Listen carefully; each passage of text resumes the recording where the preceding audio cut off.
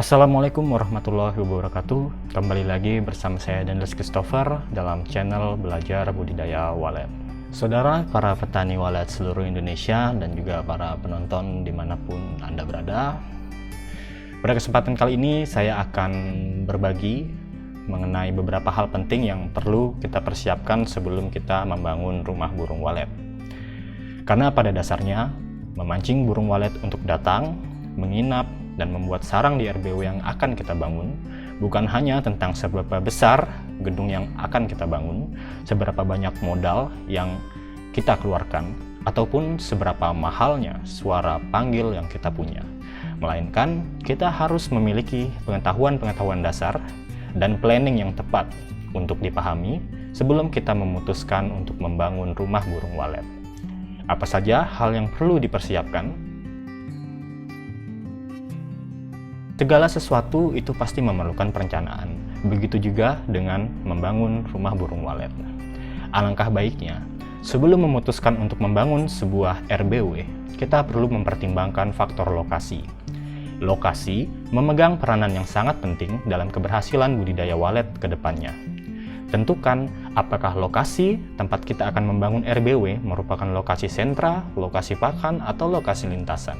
Karena jauh tidaknya jarak tempuh yang dilalui oleh burung walet antara lokasi gedung dan lokasi sumber pakan tentu sangat mempengaruhi kelestarian dan habitat serta populasi burung walet itu.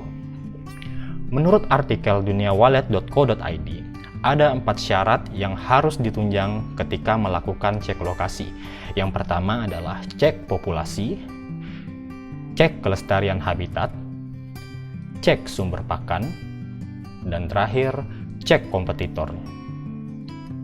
Pastikan bahwa populasi burung walet di lokasi yang akan direncanakan untuk dibangun RBW terdapat populasi burung walet yang cukup banyak, serta perhatikan juga kelestarian habitat lingkungan sekitar. Apakah lingkungan tersebut merupakan daerah yang kelestarian lingkungannya terjaga, seperti daerah rawa-rawa, hutan, danau, persawahan, atau pesisir pantai. Daerah-daerah seperti ini akan berpengaruh pada melimpahnya hasil sumber pakan, yakni serangga-serangga kecil yang menjadi makanan utama burung walet. Daerah tersebut juga seharusnya tidak lebih dari 1000 meter di atas permukaan laut, karena pada dasarnya populasi burung walet hidup di dataran rendah dengan suhu berkisar antara 26 derajat Celcius. Pastikan juga bahwa daerah tempat saudara akan membangun RBW apakah sudah dipenuhi oleh gedung walet yang banyak ataukah masih sedikit. Hal ini tentunya akan berpengaruh pada tingginya tingkat persaingan dalam memancing burung walet. Setelah perencanaan lokasi, selanjutnya hal yang perlu dipersiapkan adalah perencanaan pembangunan RBW. Dalam membangun rumah burung walet, konstruksi bangunan ditentukan dari seberapa besar modal pelaku usaha, ukuran dan luas bangunan, serta jumlah lantai.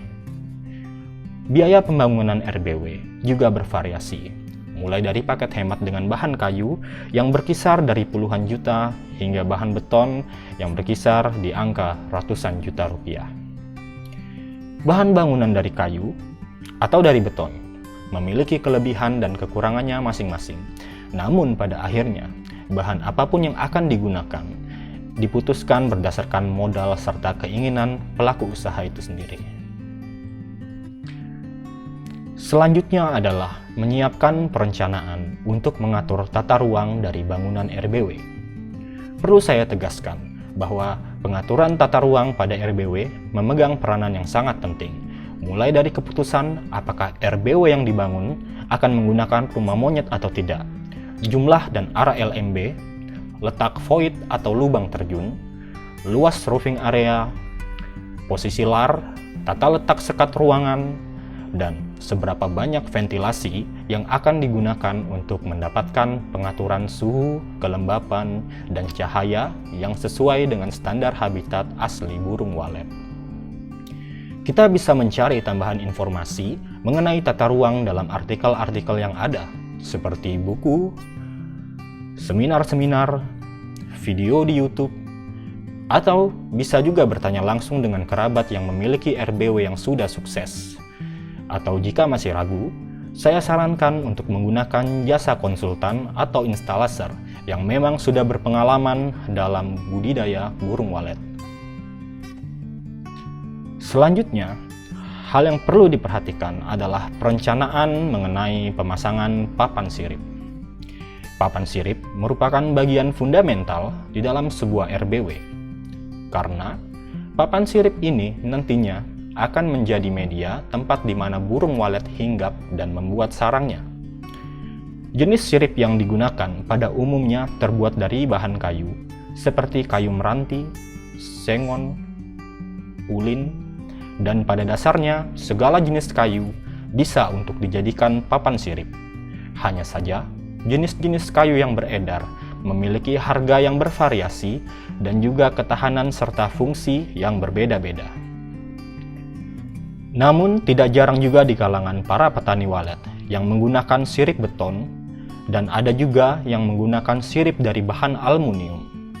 Namun umumnya, RBW banyak menggunakan sirip kayu karena harganya yang relatif murah dan burung walet memang suka untuk menghinggap di permukaan kayu, terutama kayu yang memiliki tekstur kasar. Formasi aplikasi pada papan sirip RBW, khususnya RBW baru, disarankan untuk menggunakan formasi kotak-kotak. Karena pada dasarnya, burung walet yang masuk ke dalam RBW baru merupakan burung walet usia muda, di mana seperti kita ketahui bahwa burung walet usia muda sangat suka hinggap di sudut-sudut sirip. Sirip dengan formasi kotak-kotak lebih banyak menghasilkan sudut ketimbang sirip dengan formasi lajur lurus yang tidak begitu banyak membentuk sudut-sudut sirip. Meskipun sarang yang terbentuk adalah sarang sudut yang harganya lebih murah dari sarang mangkok, namun posisi sudut sangat disukai oleh burung walet karena burung walet bisa merasa aman. Setidaknya pada tahun pertama dan kedua, kita fokus terlebih dahulu pada kuantitas untuk memperbanyak populasi di dalam RBW. Ketika populasi sudah banyak, barulah berfokus pada kualitas sarang yang dihasilkan. Elemen lain yang tidak kalah penting adalah media pemancingan burung walet.